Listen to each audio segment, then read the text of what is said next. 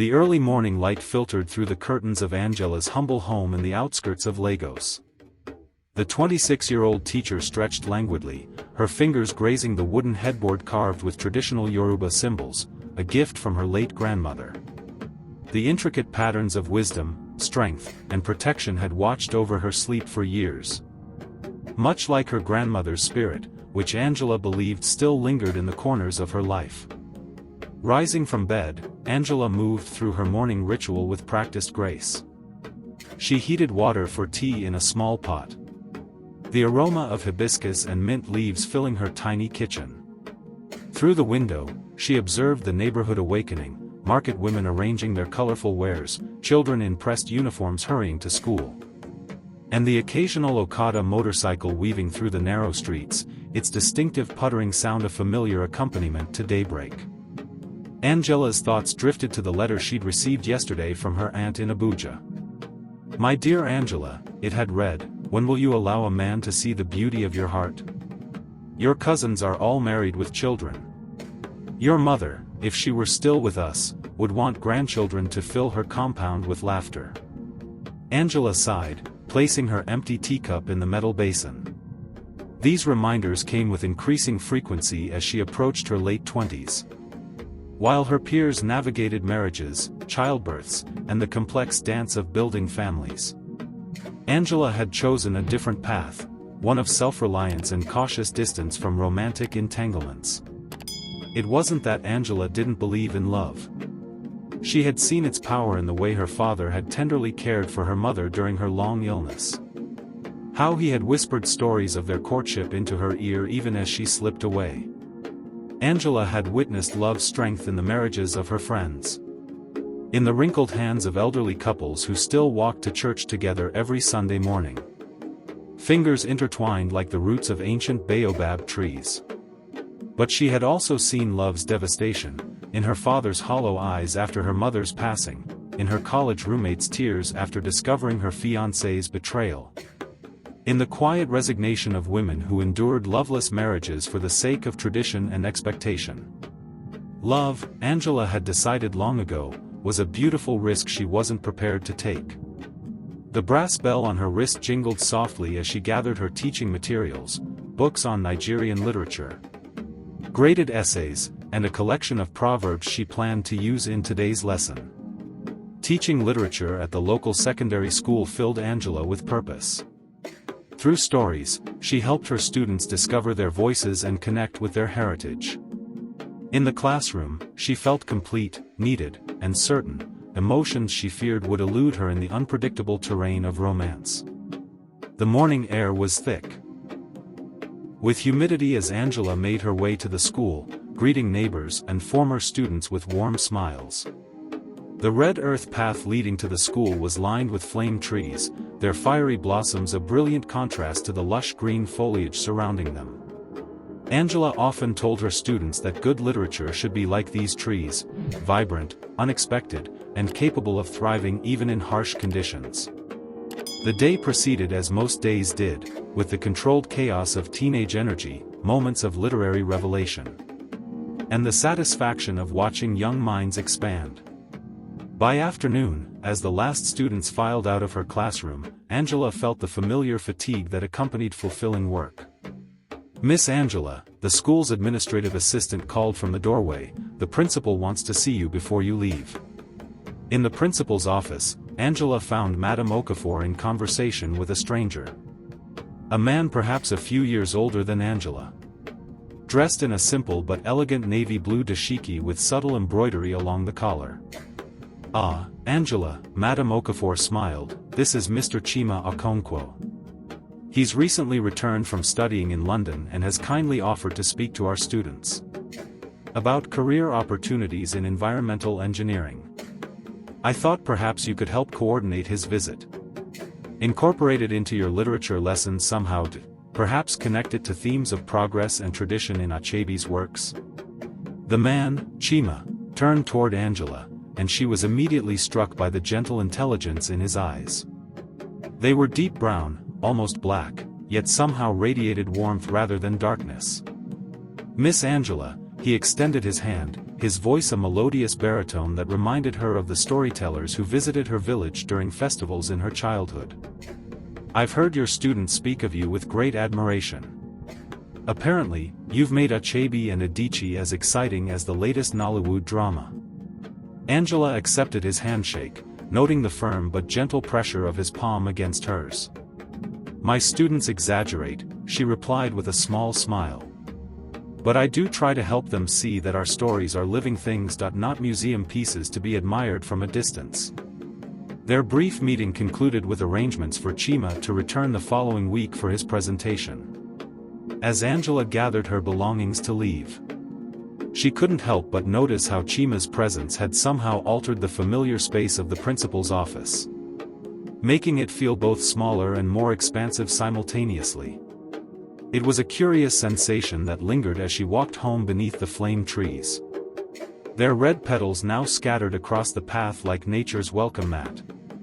That evening, as Angela watered the potted plants on her small veranda, aloe, African violets, and a struggling bougainvillea, she found herself wondering about Chima.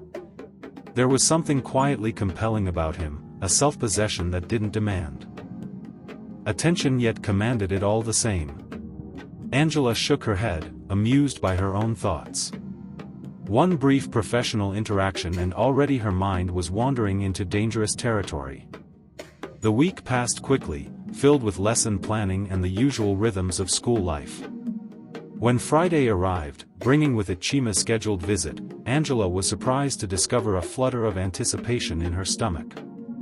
A sensation she quickly attributed to professional interest in his presentation rather than any personal curiosity. Chima arrived carrying a cloth bag filled with small potted seedlings, each labeled with the name of an indigenous tree. His presentation was unlike the dry career talks Angela had expected. Instead, he wove a narrative about the interconnectedness of Nigeria's environmental heritage with its cultural identity, punctuating his points with proverbs and folklore that had the students leaning forward in their chairs. "In our tradition," Chima told the enraptured teenagers, "we understand that a tree without roots cannot stand. The same is true for people. We must know where we come from to understand where we can go. Environmental engineering isn't just about building new things, it's about understanding the wisdom already present in our landscapes and communities." Angela watched from the back of the classroom, struck by how effortlessly Chima bridged modern science with traditional knowledge. When he handed out the seedlings, encouraging students to become caretakers of Nigeria's future forests, she saw the spark of genuine connection in their eyes, the same spark she strived to ignite through literature. After the students had been dismissed, Angela approached Chima as he packed his remaining materials. "That was remarkable," she said honestly. "You've managed to inspire even my most disinterested students." Chima looked up, his expression brightening. "Coming from you, that's high praise indeed. The principal tells me you're something of a miracle worker with reluctant readers." "No miracles," Angela laughed, "just persistence and perhaps a flair for dramatic readings when the material calls for it." "Ah," Chima nodded, "so you're a performer as well as a teacher. I'd like to see that someday." The casual comment carried a hint of future possibility that made Angela momentarily speechless. Before she could formulate a response, Chima continued, "I noticed your classroom has no plants. For someone who teaches about growth and nurturing minds, that seems like an oversight." "My green thumb is reserved for my home garden," Angela replied. "The classroom plants became casualties of my frequent weekend absences." Chima reached into his bag and pulled out a small pot containing a young African violet, its leaves a vibrant green though it had not yet flowered. "This one is resilient," he said, offering it to her. "It requires attention but forgives occasional neglect. Perhaps a second chance for classroom horticulture." Angela accepted the plant, their fingers brushing momentarily in the exchange. "Thank you. I'll try to be a more responsible plant guardian this time." "The secret," Chima said, his voice lowering conspiratorially, "is to talk to it. Plants respond to voice and presence, much like students. Or so my grandmother always claimed." Mine said something similar, Angela replied, surprised by this shared belief. She insisted that plants, like people, thrive on kind words and sincere attention. Their conversation continued as they walked together toward the school gates. Discovering other commonalities, both had lost mothers at young ages. Both treasured their grandmother's wisdom, both found solace in literature that bridged past and present. By the time they reached the street, Angela realized that their brief chat had extended into nearly an hour of conversation. "I've kept you too long," Chima said, glancing at his watch. "But I've enjoyed this conversation immensely." "As have I," Angela admitted, surprising herself with her sincerity. "Perhaps we could continue it sometime?" Chima suggested, his tone casual yet carrying a hopeful note. "There's a new exhibition of contemporary Nigerian art at the Cultural Center this weekend. I plan to visit on Sunday afternoon if you'd care to join me." Angela hesitated, the familiar protective walls rising instinctively. Yet something, perhaps the genuine interest in his eyes or the easy comfort of their conversation, made her consider the invitation rather than reflexively declining. "I'd like that," she heard herself say, the words emerging before she had fully decided to speak them. The smile that spread across Chima's face was like the gradual dawning of light, unhurried yet transformative. "Sunday at 2, then? We could meet at the center's entrance." With plans confirmed and goodbyes exchanged, Angela continued her walk home, the potted violet cradled carefully in her hands. She felt oddly lightheaded, as though the air around her had subtly changed composition. It was just an afternoon at an art exhibition, she reminded herself, a cultural outing with an interesting colleague, nothing more. Yet the seed of possibility that had been planted during their conversation seemed to take root alongside the violet she carried. Both fragile yet persistent in their promise of growth. Sunday arrived with unexpected swiftness. Angela found herself standing before her wardrobe, considering options with unusual care. She finally selected a dress in a rich indigo blue, patterned with subtle Adair motifs, elegant yet understated. The fabric had been a gift from her father, purchased during his travels to Osogbo, known for its indigo dyeing tradition.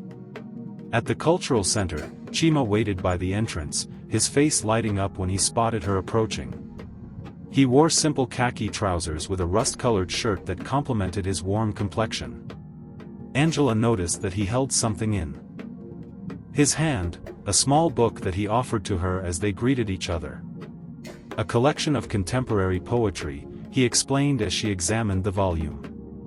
"I remembered you mentioning your love for Okigbo's work. These poets are carrying forward that tradition while finding their own voices." The thoughtfulness of the gesture touched Angela more deeply than an expensive gift might have. It spoke of attention paid to her words, of shared intellectual interests rather than superficial attraction. Together they moved through the exhibition, their conversation flowing naturally between observations about the artwork and broader reflections on culture, identity, and change. "What draws me to these pieces," Chima said as they stood before a mixed-media installation combining traditional raffia with digital elements, "is how they honor the past without being imprisoned by it. The artists aren't rejecting tradition, they're in conversation with it, allowing it to breathe and evolve." Angela nodded, thinking about her own relationship with tradition, how she valued her cultural heritage yet sometimes chafed against its expectations regarding her personal choices. "It's the difference between reverence and rigidity," she suggested. "One preserves the spirit, the other only the form." Their eyes met in a moment of mutual understanding. Angela felt an unexpected connection, not just intellectual but somehow deeper. As though Chima could see parts of her journey that she rarely revealed to others. After exploring the exhibition, they found themselves in the center's cafe, sharing a pot of spiced tea and continuing their conversation as afternoon light slanted through the windows. Angela found herself speaking about her mother's death, her father's quiet strength in its aftermath, and her own caution around emotional vulnerability. Topics she typically kept carefully guarded. "I think," Chima said thoughtfully after listening without interruption, "that protecting one's heart is not only natural but wise. Yet I wonder if there comes a point where protection becomes isolation. Are you suggesting I've crossed that line? Angela asked, a defensive edge creeping into her voice. Not at all, Chima replied gently. I barely know you, though I hope to change that. I was thinking aloud about my own journey. After my mother died, I built careful walls around my feelings. It took years to recognize that while those walls kept pain out, they also trapped joy inside. His candor disarmed Angela's momentary defensiveness. There was no judgment in his words, only shared experience offered without expectation. As they prepared to leave the cultural center, the sky darkened unexpectedly, and rain began to fall, one of Lagos's sudden, drenching downpours that transformed streets into streams within minutes. They stood beneath the center's awning, watching the deluge. My apartment is just 2 blocks away, Chima said. We could wait there until the rain passes, if you're comfortable with that. Or I can try to find a taxi for you, though they're scarce in weather like this. Angela considered her options. The sensible, cautious choice would be to decline his offer and brave the weather. Yet something, perhaps the genuine respect he'd shown throughout their afternoon, or perhaps her own growing curiosity about this thoughtful man, led her to accept his invitation. Chima's apartment was modest but warm, its walls adorned with black and white photographs of Nigerian landscapes and people. Bookshelves lined one wall, their contents revealing a mind interested in everything from environmental science to philosophy to fiction. Most striking, however, were the plants, dozens of them, transforming the urban apartment into a miniature forest. Ferns cascaded from hanging pots, succulents clustered on window sills, and flowering plants added bursts of color throughout the space. Your indoor garden is impressive, Angela observed, moving to examine a particularly beautiful orchid. They're my companions, Chima replied with a smile that held no embarrassment at the admission. Each has its own personality and needs. Some demand constant attention, others thrive on neglect. Like people, Angela suggested. Precisely like people, Chima agreed, moving to the kitchen to prepare fresh tea. As the rain continued its percussive symphony against the windows, Angela and Chima sat in comfortable conversation, the hours passing unnoticed. They discussed books they'd loved, places they hoped to visit, and the challenges of balancing progress with preservation in Nigeria's rapidly changing society. When the rain finally subsided, leaving a freshly washed evening in its wake, Angela was surprised to discover it was nearly 8 o'clock. I should go, she said reluctantly. I have early classes tomorrow. Of course, Chima nodded, walking her to the door. Thank you for today, Angela. It's been illuminating. The word choice made her smile. Yes, it has, she agreed. Would it be too forward to ask if we might do this again? Chima asked, his expression open and unguarded. Angela considered the question, weighing caution against the genuine enjoyment she'd experienced in his company. Not too forward at all, she replied. I'd like that.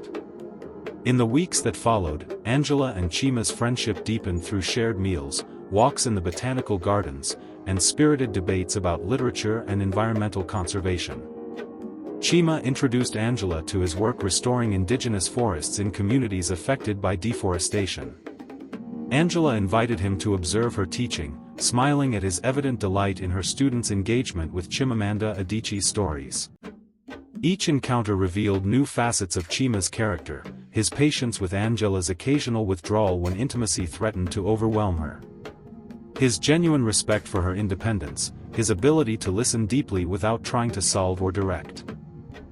Unlike others who had expressed interest in her over the years, Chima seemed to understand that Angela's heart was not a fortress to be conquered, but a garden that required gentle cultivation. The African violet he had given her thrived in her classroom, eventually producing delicate purple blooms that drew admiring comments from students.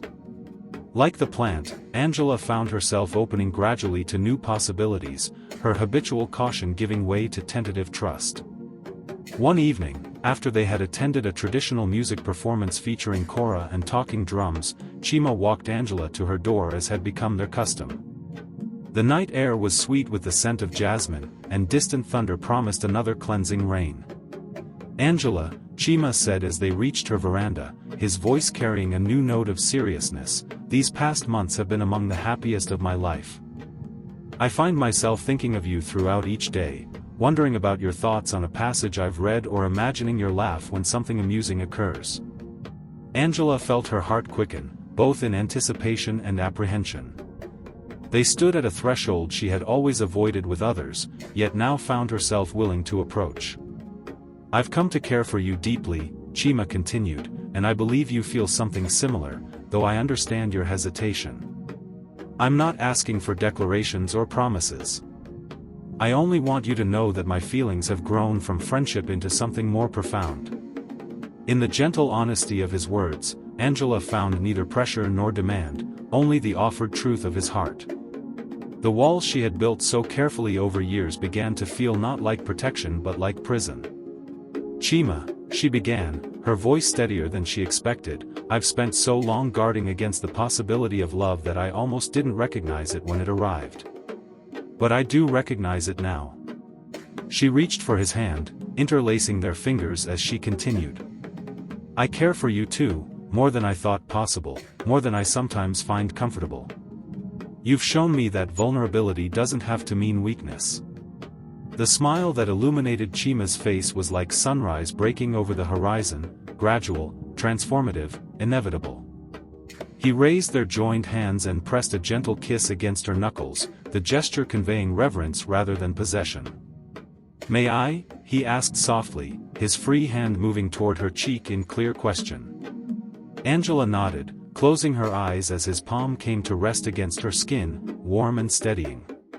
When their lips met in a first tender kiss, she felt something shift within her, not a dramatic collapse of defenses but a gentle opening, like flower petals unfurling towards sunlight. In the months that followed, their relationship deepened with the natural rhythm of seasons changing. There were challenges, of course, moments when Angela's fear of loss threatened to overwhelm her newfound joy. Times when Chima's work took him to remote communities for weeks at a stretch. Yet they navigated these waters together, learning to communicate across distances both physical and emotional. Angela discovered that love, rather than diminishing her independence, actually strengthened it, providing solid ground from which she could stretch toward new possibilities. With Chima's encouragement, she began writing educational materials that incorporated environmental themes into literary instruction, eventually publishing resources that were adopted by schools throughout Lagos State. Chima found in Angela a partner who understood his passion for reconciling tradition with innovation, who challenged his thinking while supporting his vision. Their different perspectives, Angela's literary, Chima's scientific, created a balanced wisdom between them, each enriching the other's understanding of the world. On the anniversary of their first meeting, Chima took Angela to a reforestation project he had established outside the city, a once barren hillside now green with young indigenous trees. At the center of the growing forest stood a mature Irako tree, its massive trunk and spreading canopy providing shelter for the saplings around it. "My grandmother called the Irako the memory keeper," Chima told Angela as they sat beneath its branches. "It lives for centuries, witnessing generations come and go, holding their stories in its rings." From his pocket, he withdrew a small wooden box carved from Irako wood, its surface etched with symbols of continuity and growth. Inside lay a ring fashioned from a combination of silver and wood, the metals twined together like roots intermingling beneath the forest floor. "Angela," he said, his voice steady despite the emotion evident in his eyes, "you once told me that you feared love because you had seen how devastating loss could be. What I've learned from these forests is that growth and loss are not opposites but companions. The fallen seed becomes the mighty tree. The tree that falls nurtures new life in its decay." He took her hand, his touch as familiar now as her own heartbeat. "I cannot promise there will never be pain or loss in our journey together. What I can promise is that whatever comes, we will face it as the Irako faces storms, with deep roots and flexible branches, bending but not breaking. Angela looked at the ring, then at Chima's face, the face that had become, over their months together, her favorite landscape, a terrain of kindness and integrity that she never tired of exploring. "In my grandmother's village," she said softly, "they say that the wisest marriages are not made of two people becoming one, but of two people helping each other become more fully themselves." She extended her hand, allowing Chima to slip the ring onto her finger. "Yes," she said simply, the word carrying all the certainty she had once thought impossible in matters of the heart. Their wedding, held the following spring, combined elements of their shared heritage with their personal values. They exchanged vows beneath a canopy woven from branches of trees significant in Nigerian folklore. Angela's students performed a reading of poetry celebrating growth and renewal. Chima's conservation colleagues presented the couple with seedlings of rare indigenous trees to plant together in their new shared garden. As Angela and Chima moved through the traditional wedding dance, their steps in perfect synchronization despite having practiced only a handful of times. Angela caught sight of her father watching from the sidelines. His eyes held both joy and remembrance, happiness for her present bliss mingled with memories of his own love story. In that moment, Angela understood more deeply than ever before that love's true power lay not in its ability to shield us from pain but in its capacity to make joy possible despite the certainty of life's impermanence. Later that evening, as celebration continued around them, Angela and Chima slipped away briefly to the garden. Together they planted a young Irako sapling that would, with proper care and favorable conditions, still be growing long after their own lives had ended. "For our great-grandchildren," Chima said, patting the soil around the slender trunk. "And for us," Angela added, "to remind us that the most important growth happens slowly, with patience and attention." As they rejoined their wedding guests, stars appearing in the twilight sky above them, Angela reflected on the journey that had brought her to this moment. Her heart, once carefully guarded like a closed seed, had opened to love's possibility. In that opening, she had discovered not weakness but strength, not limitation but expansion. The transformation had not happened in a single dramatic moment but gradually, like the African violet that had progressed from tentative green leaves to vibrant purple blooms under her care. Chima's patience, his willingness to allow her the space and time she needed, had nurtured rather than forced her growth. In finding love with Chima, Angela had not abandoned caution but had discovered its proper place, not as a wall but as a foundation upon which joy could be built with confidence. Together, they would continue to grow, their individual strengths intertwining to create something stronger than either could have achieved alone. As the evening deepened into night, with drums beating beneath a canopy of stars and the voices of loved ones rising in traditional songs of blessing, Angela and Chima moved together in the center of their community, two independent spirits who had chosen to journey side by side, seeds of the heart blossoming into the promise of shared seasons to come.